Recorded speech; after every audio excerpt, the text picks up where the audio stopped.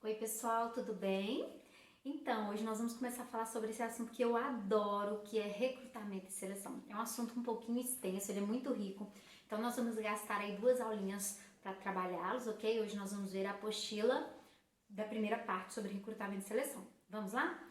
Bom, um dos principais objetivos das empresas hoje em dia é reduzir a taxa de rotatividade, né? Que é o famoso turnover, que a gente com certeza vocês já ouviram falar em algum momento no curso. Isso é muito oneroso para a empresa, porque a empresa ela gasta, quanto maior a taxa desse turnover, mais a empresa vai gastar com recrutamento e seleção, mais ela vai gastar com a integração e com o treinamento desse novo profissional, com o desligamento do profissional que saiu. Então isso custa muito caro para a empresa. Além de ser um retrabalho, né? Então às vezes ela já está no nível e aí sai aquele profissional, ela precisa voltar alguns passos aí com o profissional que vai substituí-lo. Então essa taxa de rotatividade ela é muito importante de ser reduzida, ok? A taxa de turnover. E aí, onde que entra treinamento, onde que entra recrutamento e seleção nesse assunto? Um dos principais fatores responsáveis pela alta taxa de rotatividade é justamente a contratação errada. Então, se você não faz um processo de recrutamento e seleção adequado, você corre grandes riscos de ter um profissional que rapidamente vai se desmotivar ou que não vai se adequar à sua função, né, empresa, e aí vai acabar pedindo para sair ou vai acabar sendo demitido em pouco tempo. Então uma contratação bem feita, ela é muito importante para reduzir essa taxa de rotatividade. Então nessa aula e na próxima nós vamos falar sobre recrutamento e seleção. Normalmente a gente ouve falar sobre esses dois termos de forma junta, né? Recrutamento e seleção, mas eles têm as suas singularidades, eles são complementares, mas têm as suas singularidades. E nós vamos conhecê-los de forma separada, que é como na verdade eles acontecem. Eles são uma sequência, eles têm uma relação, mas são duas etapas distintas, que é, primeira etapa, o recrutamento. O que é esse recrutamento? É a forma como a empresa divulga a vaga e capta pessoas interessadas naquela vaga, ok? É, digamos assim, a exposição daquela vaga e a atração da empresa para candidatos que tenham interesse por aquela vaga. Já a seleção eu já tenho esses candidatos, ok? E aí eu vou identificar ali através de entrevistas e tudo mais, que a gente vai ver na aula da semana que vem, na próxima aula, e a gente, esse processo de seleção, ele identifica dentre aqueles candidatos que se candidataram à vaga, dentre aquelas pessoas que se candidataram à vaga, qual que tem perfil mais adequado, que tem maiores chances de gerar bons resultados ocupando aquela vaga, ok? Bom, então vamos começar a falar sobre recrutamento.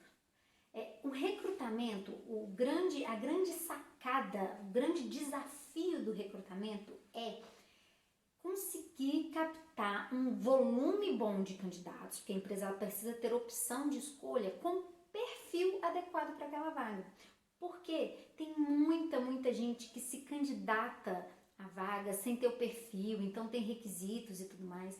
E acaba que a empresa às vezes recebe um volume muito grande de currículos que não vão atender e ela vai ter muita dificuldade, às vezes um grande volume de currículos, ela não vai conseguir tirar nenhum candidato que efetivamente atenda aquela vaga. Então o desafio do recrutamento é conseguir currículos de qualidade, conseguir candidatos de qualidade para participarem do processo seletivo, que é a etapa seguinte. Bom, esse processo de recrutamento, ele envolve interações entre a empresa, ok? E o recrutado, que são as pessoas que podem vir a ter interesse de trabalhar na empresa. Então, do ponto de vista da organização, o que a gente tem que analisar? Quais são as exigências para esse recrutamento, ok? Em quanto tempo que ele tem que ser feito? Quais as características desse candidato, qual o orçamento disponível. Então a gente é preciso ter consciência de todas essas informações para conseguir entregar um resultado de qualidade. Quais são as políticas e práticas organizacionais? Isso interfere muito no processo de recrutamento, porque a empresa pode ter como política a promoção interna, ok? O que modifica totalmente as características aí de recrutamento. Ao invés de buscar candidatos no mercado, ela vai internamente ali tentar recrutar essas pessoas que tenham interesse na vaga. Ela pode ter uma política de nepotismo que muitas vezes dificulta. Então aí entra até uma questão de ética, né? Às vezes a empresa pede para divulgar, recebe currículos, faz entrevistas, quando na verdade ela já tem alguém ali da família, ou mesmo que não seja nepotismo, mas um conhecido, um amigo famoso que já esteja certo para a vaga. Então isso também influencia no processo de recrutamento. E a imagem organizacional, a gente já conversou sobre isso algumas vezes. Quanto melhor a imagem da empresa, mais facilidade ela tem de recrutar.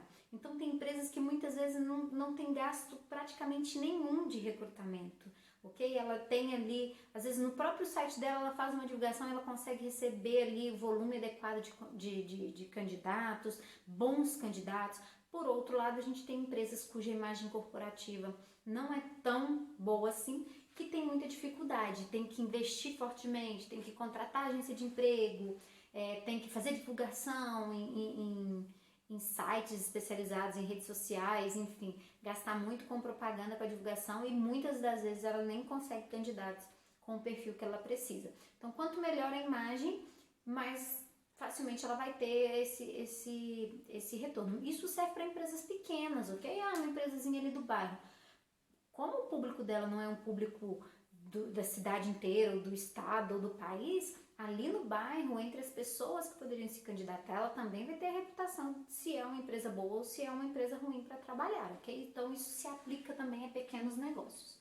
E do ponto de vista do profissional, a gente tem que ter, que saber que as pessoas elas também têm as suas características. Então o candidato ele pode ter preferências quanto ao trabalho que ele tem, por mais que ele não tenha uma formação, mas ele pode ter gosto por algum tipo de atividade ou ter desgosto por algum tipo de atividade. Por exemplo, não gosto de trabalhar com vendas, ok? Então, isso pode ser também uma definição. A pessoa pode ter isso como verdade absoluta para ela e não querer definitivamente trabalhar com vendas. E ela pode também ter preferência por empresas. Então, tem pessoas que passam boa parte da vida se preparando para trabalhar em uma única empresa. Então, por exemplo, a gente pega pessoas que querem um concurso público, que querem trabalhar, por exemplo, na Petrobras, ou mesmo que não seja um concurso público, tem pessoas que se preparam especificamente para uma empresa e batalham ali, seguem sempre essa empresa para estar por dentro das oportunidades de emprego, para poder se candidatar. Isso aí limita muito a possibilidade de recrutar, de conquistar esse candidato. E tem também a capacidade que a pessoa tem de procurar e encontrar empregos. Isso é muito importante. Tem gente que não sabe procurar emprego, tem gente que não sabe onde possa buscar. Então é muito importante para o candidato que ele tenha, mas isso não é a empresa que trabalha, isso é cada pessoa, ok? Que ele tenha consciência, autoconsciência de quais são as suas competências, de quais são as suas qualidades e os seus pontos a desenvolver, para que ele saiba para qual tipo de perfil de vaga que ele vai se encaixar. É importante que ele saiba onde buscar essas vagas, ok? Que tem gente que não sabe, que fica perdido, né? Hoje em dia a gente tem muitas formas diferentes, não é como antigamente que era batendo lá na porta, entregando o currículo. Isso pode ser uma ação, mas talvez hoje não seja a forma mais adequada de procurar estes empregos. Então isso limita também a capacidade que a empresa tem. Pensei que não estava gravando. Deu um mini infarto aqui, achando que eu estava falando esse tempo todo sem gravar. Mas então isso limita a possibilidade que a empresa tem de atingir, né? Porque muitas vezes as pessoas não sabem onde procurar, e se a forma como a empresa divulgar não chegar até essas pessoas, isso pode limitar essa capacidade de recrutamento. Bom, então vou apresentar aqui para vocês agora o fluxograma de um processo de recrutamento, ok? Pessoal, isso não é engessado, isso não é padrão, e isso não é aplicável em 100% das realidades.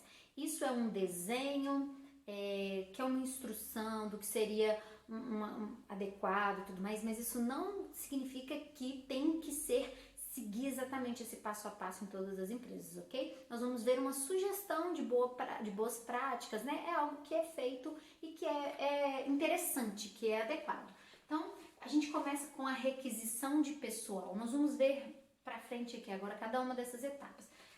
Se essa requisição foi aprovada, se essa requisição não for aprovada, não acontece esse processo seletivo, mas se ela foi aprovada, eu vejo na descrição do cargo o que aquela vaga precisa, defino qual tipo de recrutamento, se vai ser interno ou externo. Se for interno, eu passo para a etapa de seleção, ou se for externo, eu tenho que definir quais são as estratégias de divulgação, divulgar as vagas, receber currículo, triar currículos, e aí sim eu encerro meu processo de recrutamento. Lembrando que nós estamos falando só do recrutamento, seleção, próxima aula. Então vamos lá, vamos começar sobre o formulário de requisição de pessoal. Isso normalmente é em empresas maiores, onde ou sai algum candidato, ou ou sai algum profissional, ou algum profissional é demitido. E aí a empresa precisa contratar. Então lá da área o gestor vai emitir um formulário de requisição de pessoal para o RH saber que ele precisa de repor aquela pessoa, porque muitas vezes pode sair um profissional e aquela vaga não ter necessidade de ser reposta, ok? Então ele vai fazer uma requisição falando para onde que precisa, se vai ser para substituição ou se na verdade ele precisa para aumentar o quadro dele, a equipe dele, ok? Se for para aumentar, por quê, justificando e tudo mais. Se for para substituir, colocar os dados da pessoa que saiu e tudo mais.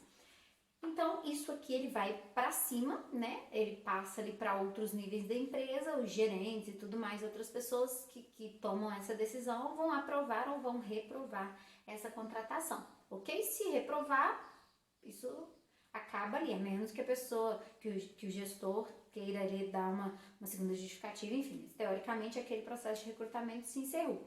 Caso ela seja aprovada, a gente passa para a etapa seguinte, que é a descrição de cargos. Essa descrição de cargos, em algumas vezes, ela é preenchida pelo RH, outras vezes ela é preenchida pelo gestor e outras vezes ela é preenchida junta, porque tem características que é o RH que vai conseguir ajudar o gestor a identificar para poder preencher corretamente. Esse formulário de descrição do cargo, eu coloco ali informações para que a empresa, que o RH saiba como que ele vai divulgar aquela vaga, ok? Quais são as competências técnicas, né, de experiência, outras coisas que a pessoa precisa ter, ou comportamentais, ok? Competências comportamentais, tipo, tem que ter espírito de liderança, proatividade, ou de ser detalhista, enfim.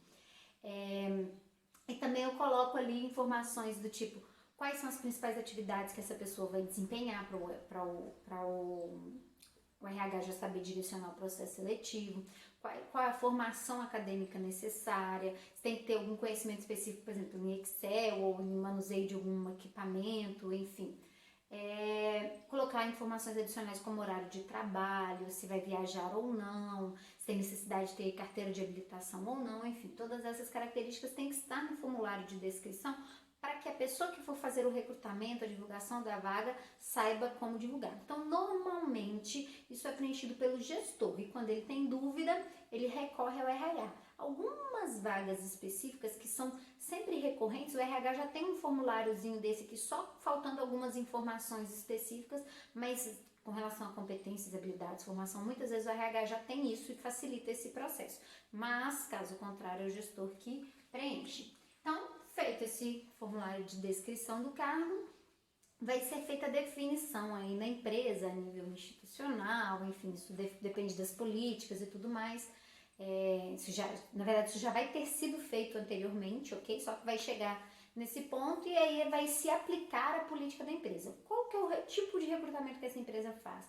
É recrutamento interno, ou seja, ela dá prioridade inicialmente a aproveitar alguém do quadro dessa empresa para promovê-lo ou não? É recrutamento externo.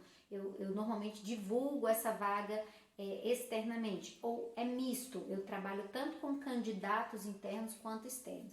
Eu posso ter 2 recrutamentos em um, por exemplo, tento primeiro um recrutamento interno, caso eu não consiga candidatos, eu passo para um recrutamento externo, então são 2 recrutamentos diferentes. O misto é quando ao mesmo tempo, em um mesmo processo seletivo, eu vou ter tanto candidatos internos quanto candidatos externos da empresa, ok? Bom, quais são os prós e contras do recrutamento? Vamos começar pelo recrutamento interno. O que tem de bom em um recrutamento interno? Primeiro, eu aproveito aqui o que muitas vezes a minha empresa já investiu em treinamento. Então, eu tenho sempre ali no meu quadro, nos treinamentos da minha empresa, eu desenvolvo habilidades técnicas e comportamentais. Então, eu tenho muitas vezes a oportunidade de aproveitar isso que eu treinei em alguma pessoa da empresa. Ele também é mais rápido e econômico, ou seja, eu não preciso gastar com empresa de divulgação e tudo mais. E como está tudo ali interno, às vezes eu consigo esse candidato de forma muito mais rápida do que esse tempo de divulgar, esperar o candidato, dar o prazo para o candidato enviar o currículo, triar esse currículo, enfim. Então, é muito mais ágil e econômico.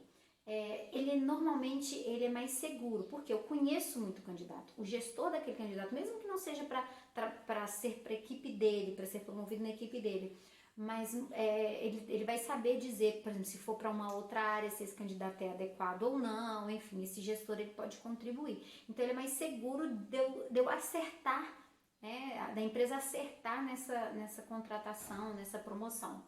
Ela é uma fonte poderosa de motivação. Então, muitas empresas defendem essa bandeira de que primeiro tem que ser feito recrutamento interno para que as pessoas tenham motivação de entregar melhores resultados, de se profissionalizar para estarem preparados para essas oportunidades internas. Então, isso normalmente é muito praticado, ok? Desenvolve um espírito sadio de competição se for bem conduzido, ok? As pessoas se motivam e acaba gerando aí um espírito sadio de competição, mas se a empresa souber como conduzir, se não houver protecionismo e tudo mais. E incentiva a permanência na empresa, né? As pessoas, quando trabalham em uma empresa onde tem possibilidade de fazer um plano de carreira interno, elas têm tendência a querer ficar. Às vezes ela recusa uma vaga para sair porque ela sabe que mais cedo ou mais tarde ela vai ter uma oportunidade ali na empresa e tudo mais. Agora, os contras, as partes negativas do recrutamento interno. Primeiro, muitas pessoas não sabem lidar com a frustração de o colega dele foi promovido e ele não. Então, isso pode gerar aí uma insatisfação e tudo mais. O candidato que não foi promovido pode começar a boicotar a empresa, não trabalhar direito, enfim. Então, precisa ser muito bem conduzido, senão isso pode sim acontecer. Isso bloqueia a ideia a entrada de novas ideias. Então, assim, eu deixo de aproveitar pessoas com uma visão diferente aí de fora do mundo, porque eu tô com aquelas pessoas que eu já tenho ali um grupo de ideias circulando e eu deixo de alimentar com novas ideias. Facilita o conservadorismo. Então, como eu não trago novas ideias, a tendência é que a empresa mantenha-se ali com aqueles mesmos resultados, porque ela não trouxe sangue novo, ela não trouxe gente diferente aí para mudar, ok? Então, a empresa que normalmente trabalha só com o recrutamento interno, ela tende a ser mais conservadora nesse sentido. Conservadora não quer dizer atrasada, ela consegue manter um ritmo, rotina, forma de trabalhar dela, ok? E se não for bem divulgado, se as pessoas não tiverem acesso, pode soar como beneficiamento, tá? Então, fulano promoveu alguém da equipe lá porque ele conhece, porque é amigo de Beltrano, então isso pode gerar esse tipo de situação, de climão também, ok? Bom, sobre o recrutamento externo, quais são os prós e os contras? O recrutamento externo, ao contrário do interno, ele traz esse sangue novo, ele traz gente pulsando ali de forma diferente, dá um gás diferente para a empresa. Enriquece o patrimônio intelectual, ou seja, pessoas com novas ideias vão enriquecer o patrimônio, o capital intelectual daquela empresa. A empresa, ela pode aproveitar investimento que outras empresas fizeram, então ela não vai ter gasto com aquele profissional, não vai ter gastado anteriormente com aquele profissional para treinar, ela pode aproveitar que ele foi treinado em outra empresa, por exemplo, ok? É um processo que normalmente é mais racional, não envolve sentimentos e emoções ali. Então eu consigo, enquanto eu estou recrutando, eu capto as informações de forma racional, sem envolvimento emocional e não tem protecionismo. Normalmente, tá, gente? Porque pode ter o famoso QI, se feito adequadamente. A gente não vai trabalhar aqui com as exceções, a gente vai trabalhar com o que deveria ser feito, né? Os contras, ele é mais caro e mais demorado, então se eu tenho uma vaga que às vezes precisa ser preenchida muito rapidamente, às vezes eu não consigo atender esse prazo se for recrutamento externo. Ele é menos seguro porque o candidato ele pode passar uma imagem na entrevista que ele não é aquilo ali na prática, então eu posso ter sim mais turnover caso eu opte sempre pelo recrutamento externo, porque a minha chance de errar ela é maior sim, ok? Afeta negativamente a motivação, então se eu estou sempre trazendo alguém de fora e não dou boas oportunidades para quem está dentro da empresa, eles vão se desmotivar com certeza. Exige esquemas de socialização, ou seja, tem gasto e tempo necessário para que essa empresa, para que essa pessoa, esse novo profissional se sinta parte da equipe, da empresa, passe a cumprir formas de trabalhar que aquela empresa define e tudo mais. E muitas vezes pode afetar a política salarial. Uma empresa que tem essa tendência de sempre contratar externamente, ela corre o risco de ter sempre que ir mexendo ali na sua política salarial, porque vem pessoas de fora que às vezes têm um salário melhor e tudo mais. Se ela não fizer essas adequações, ela pode ter problemas com o passivo trabalhista e tudo mais. Bom, sobre o recrutamento... Oxe, acho que eu passei 2. Sobre técnicas de recrutamento aqui, se for interno, né? Então colocar em tabuletas, divulgar tabuletas em portas ou em aqueles quadros de aviso, divulgar em intranet, fazer contato com gestores, enfim, indicações, essa networking interna da empresa, ok? Além de ser interessante também em meios formais, como é o caso de tabuletas e de intranet, ok? Já em meios externos, eu vou divulgar em sites, em universidades, em agências de emprego, em headhunters. Agências de emprego são aqueles lugares que a empresa simplesmente divulga, o candidato que se interessar aparece. Headhunter é caçador de talentos, então é uma pessoa que ela vai atrás do candidato, propõe aquele candidato, ela busca alguém efetivamente, ela não simplesmente divulga e os interessados aparecem. O headhunter, ele caça esse talento, ele vai atrás desse talento. Enfim, pode ser também indicação, eu posso divulgar na intranet para que as pessoas da empresa divulguem e indiquem conhecidos e tudo mais. Tudo isso são fontes de recrutamento externo. Bom, o recrutamento interno, quando a empresa opta por fazer, então ela precisa de vários instrumentos de históricos aí dentro da empresa para tomar suas decisões. Quais são eles?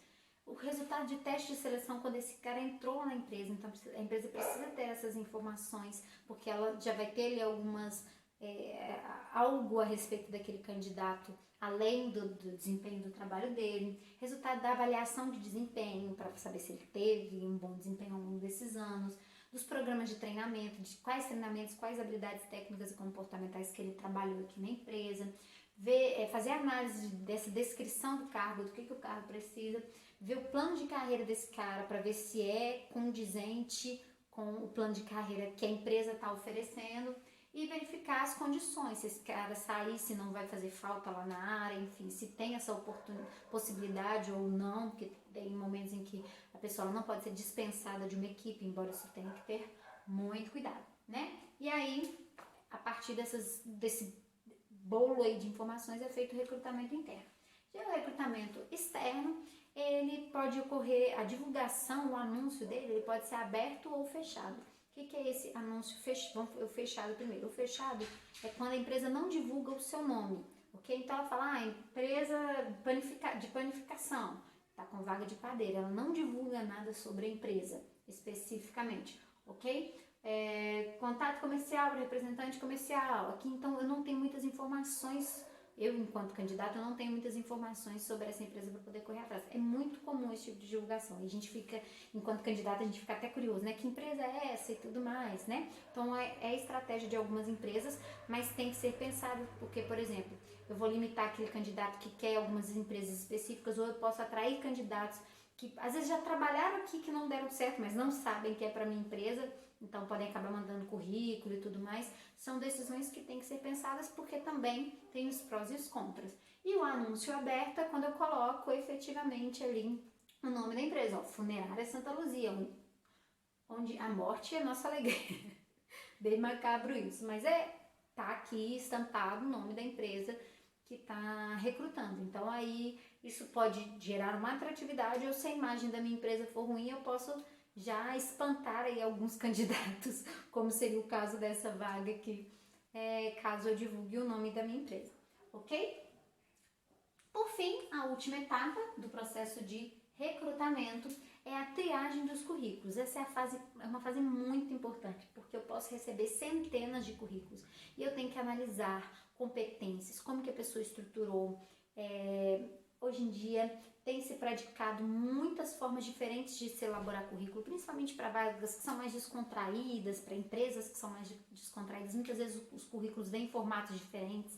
Se são vagas criativas, é interessante que o currículo fuja daquele padrãozinho. Então, enquanto candidato, a gente tem que saber, sim, como que a gente vai desenhar o nosso currículo dependendo do tipo de vaga, do tipo de empresa e tudo mais. Empresas mais conservadoras, mais formais, para trabalhos mais conservadores e formais, buscam currículos mais assim. Já empresas descoladas, empresas mais que trabalham com criatividade, enfim, redes sociais, enfim, elas normalmente têm tendência a se interessar por currículos mais descontraídos e esses currículos podem já indicar ali o perfil do candidato. Então, para quem está fazendo a triagem, é interessante conhecer, saber para qual tipo de vaga, né? Lógico que quem está fazendo a triagem sabe, mas assim, é interessante que a pessoa avalie o tipo de vaga para ver se os currículos vieram aí com informações interessantes, listar em primeiro lugar o que é exigência. Então tem que ter